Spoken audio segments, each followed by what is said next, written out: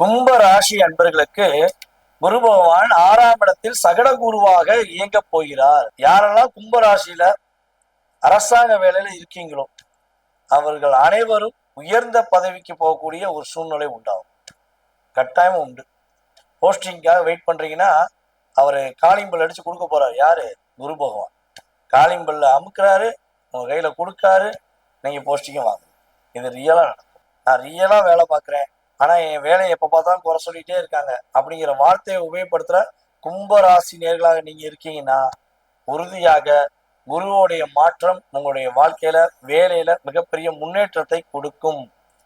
உங்களை யாரெல்லாம் டார்ச்சர் பண்றாங்களோ அவங்க எல்லாம் காணாம போக போறாங்க. எழுதி வச்சுக்கோங்க. அந்த அளவுக்கு உங்களுடைய நல்ல விஷயங்கள் நடக்க போகுது. அதே போல நம்முடைய கும்பராசி அன்பர்களுக்கு பாத்தீங்கன்னா பொதுவாகவே இந்த குரு பகவான் அதிபயிற்சியாக செல்லும் காலத்துல பாத்தீங்கன்னா பொருளாதாரத்துல நல்ல முன்னேற்றம் உண்டு. கொடுத்த வாக்கை காப்பாத்துவீங்க. நான் சொன்னா செய்வேன் என்கிட்ட சும்மா மறுபடியும் சொல்லக்கூடாது. இந்த வார்த்தையை யார் உபயோகப்படுத்தணும்? கும்பராசி மட்டும்தான் உபயோகப்படுத்த முடியும். அதற்குரிய தகுதியான நபர்கள் நீங்க. ஏன்னா குரு உங்களுடைய 2ஆம் இடத்து தனஸ்தான அதிபதியா வராரு.